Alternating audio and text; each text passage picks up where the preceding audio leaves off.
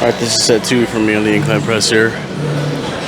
It's position incline. Well, I mean, that's what we're gonna start with. That's what we're gonna start with on most of my chests. I think next chest day I'll probably do a flat barbell, just to keep the strength in there on that specific movement. But I'm still just focused on the upper chest. So even if I might start my next workout, my next chest workout with a flat barbell, I'll probably just do a flat barbell and then 2 different incline exercise variants after that. So, but this is our heavy press for today.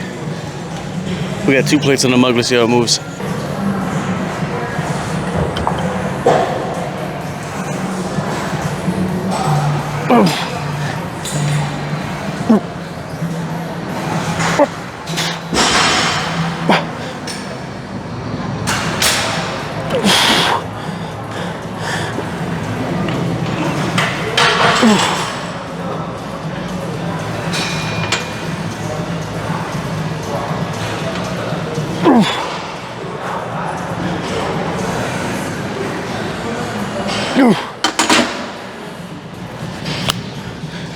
Alright, that didn't move awful. That was actually our second set. I hit the first set with 245s and a 10 on each side for about 7 reps.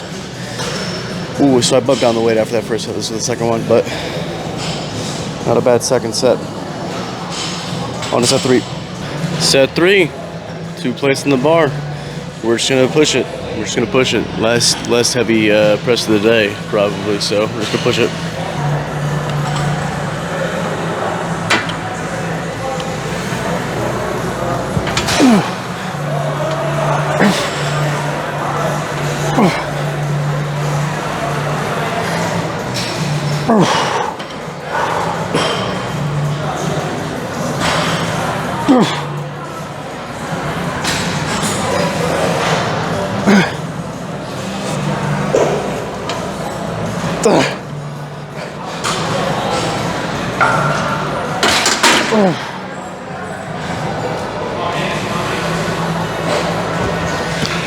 I think I got a little bit of triceps when I was coming through my last arm day. I really pushed my triceps on that arm day if I'm still feeling it today, 2 days later, but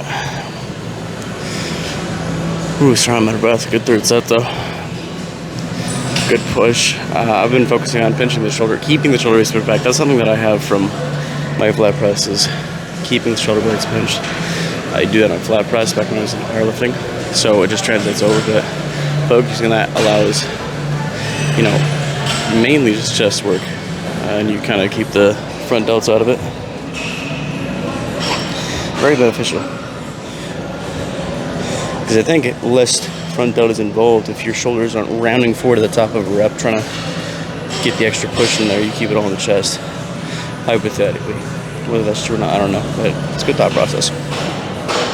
On to the next exercise. All right, little chest pump check. Let's see what we're working with.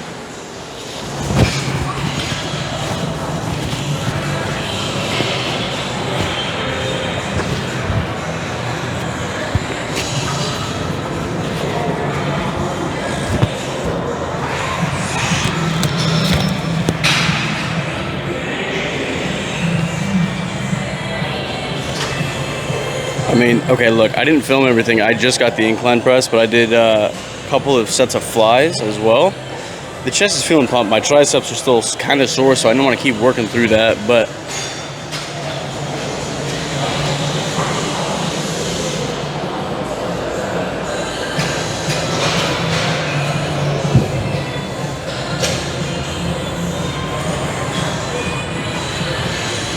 my fucking phone is too close to the mirror, so it's like blocking me.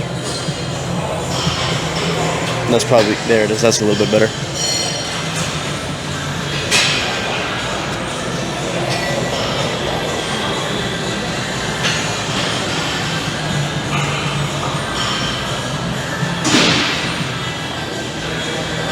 I mean, the shirt is just draping over the chest almost perfectly, you know what I'm saying? It's feeling juicy.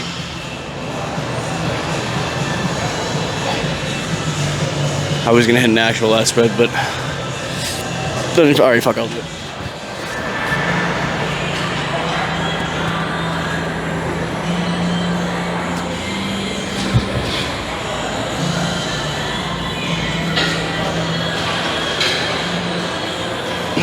It's not even a back or a bicep day, and I just hit a front double by. Why not? You know what I'm saying? But chest is feeling good. I mean, let's see how the triceps looking.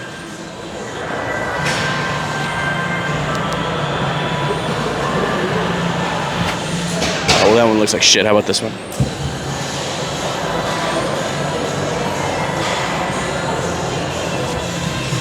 All of our shoulder striations are pretty much gone at this point. But that's all right. That's okay. Feeling juicy. Feeling wide too.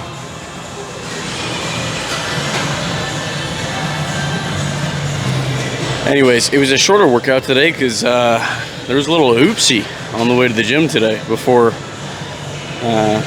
I got to the gym, I was on my way, and up ahead I see about 15 cop cars making a U-turn into my lane of travel.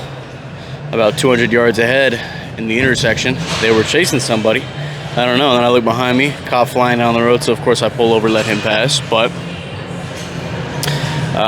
they were blocking the intersection for a little bit, weapons drawn and everything. I don't know who they were looking for. Whoever they were looking for was not at the intersection anymore, but weapons drawn and everything. So they were blocking it for a little bit. So I could not get through for a little bit. So I had to, cut the workout a little bit shorter because I was just sitting there for 5 minutes, which is like ass on a bike, because it's 100 degrees out. And I know I took the motorcycle, my fault, right? But like, you don't ever expect to be sitting somewhere for 5 minutes on a motorcycle in the same spot, not moving, no airflow, So, but yeah, that cut the workout a little bit shorter as well because that happened, and I was just like, what the hell, So, no excuse to hit a piss poor workout though. I still hit everything pretty close to failure, or to failure, and my chest is juiced right now, and it is feeling very good. And, the bulk's not going too bad. I will have to see how I'm feeling next chest day because I do this thing where I overwork my chest pretty easily and pretty fast. So next chest day, I still just got to be kind of vigilant about how the chest is feeling and not to overwork it. Similar to the knee situation. The back, I can just rip the back as often as I want, to be quite honest with you. But other than that, I'm going to do a food talk today. So I'll see you guys then. All right, here for a meal talk. It's a different recording device, so usually I use my phone for the meal talks, but it's just so much easier because I already have the computer set up. I literally use this for streaming, gaming, recording, anything but the fitness stuff. So it's just easier just to be able to sit in the chair and show you guys with this. I know the camera quality is maybe not as good, but it's neither here nor there. Okay. Little meal we got here today. It's just tuna and rice. Very similar to what I was having when I was on the cut, except I added a little mayo to this. There's some Red Hot in as well. That's why it's a little red, but kind of like sushi. If you think about it, like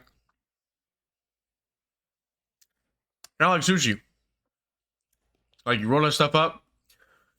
Just rice and tuna, right? Just like sushi. Don't look back there. There's some candy on the ground back there. That was candy that I bought before I even got off the cut, and now I can't bring myself to eat it. Huh. Weird to say, but every time I think about eating it, I'm like, gross. No, thank you. So, eventually, I think I'll end up eating it. The idea I had for that was, I was gonna be like, oh, here's all the candy that I bought pre-cut or pre-bulk, and there's all the stuff that I was craving on the cut that I wasn't allowed to have. So now I'm gonna rate all of them. There's like 2 Twix bars, 3 Kit Kat bars, and I don't know, a Reese's bar cup thing over there. So if I ever get around to that, I'll let you guys know. You guys will know, but. Excuse my burping. Anyways, topic of the meal talk today is accountability, okay? So yesterday's workout I didn't really hit as much of it as I wanted to. I hit a decent amount of it, right? I was able to hit everything that I really wanted to, but I didn't stay in the gym as long as I wanted to. And you should never use like the time that you're in the gym as a metric to how successful the gym session was. Because sometimes you get in and you get the work done in a shorter period of time. You know what I'm saying? You go to failure, you work the muscles, and it's just not going to take you that long. You know what I'm saying? Like, I used to be a firm believer of 2 hours of resistance training every day. Not including cardio, just 2 hours of resistance training. Which is kind of crazy. That's a lot of resistance training. And at some point you're just gonna start hitting junk volume where it's not gonna be doing anything for you.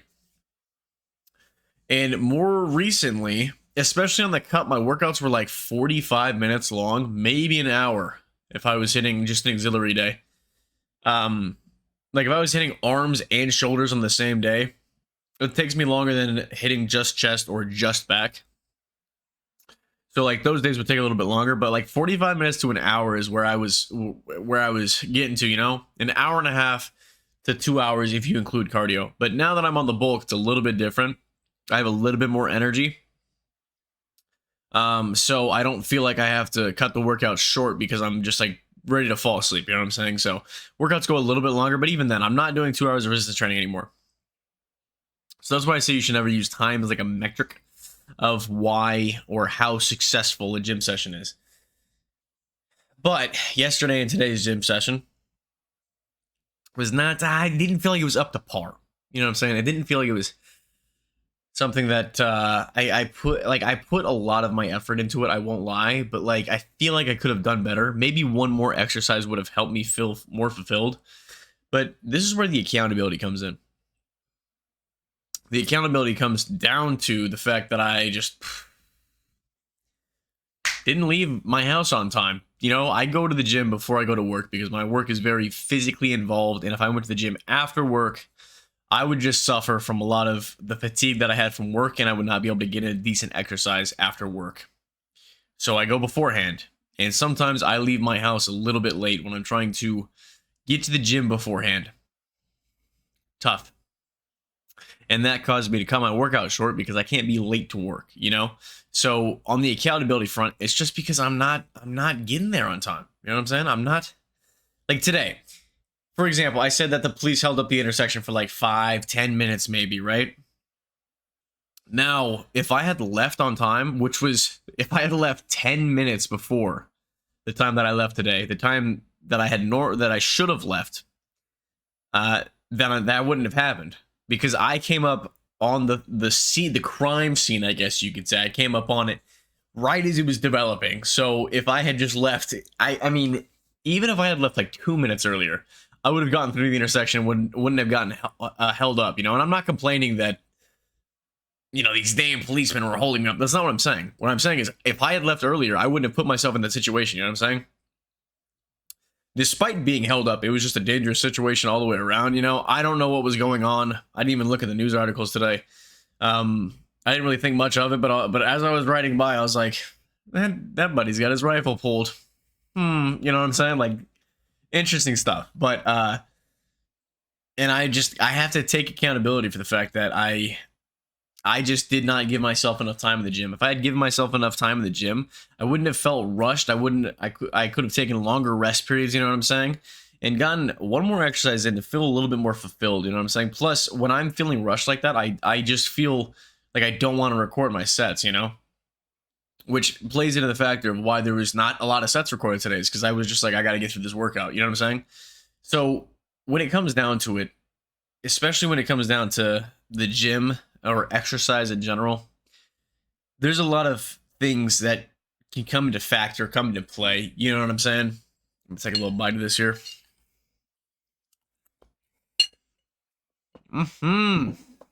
But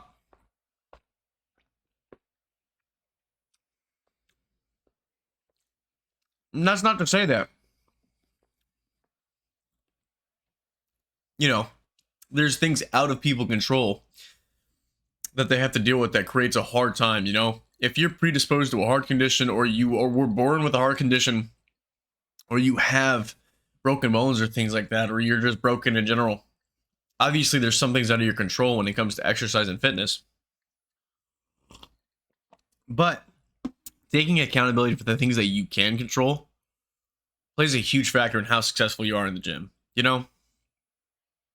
And I think sitting there and making excuses for yourself most of the time does not lead to a good outcome, and can kind of just make you feel as if nothing is your fault, you know? And, you know, I can't change anything, so, you know, I left the house I left the house late today, but yeah, it's because the weather wasn't right. So I woke up a couple of times in the middle of the night, so I needed that extra 10 minutes. Right? Like, you got to get up, right? I should have gotten up earlier, you know what I'm saying? I woke up at 8, but I just stayed in bed until about 8:20 for some reason, you know? And part of it is my body has this natural tick to it where when I'm getting ready to leave the house, this goes back to high school too. When I'm getting ready to leave the house for the day, all of a sudden it hits me in the stomach like a punch from Mike Tyson, you know what I'm saying? And I'm like, uh-oh, I gotta go take care of some business, you know?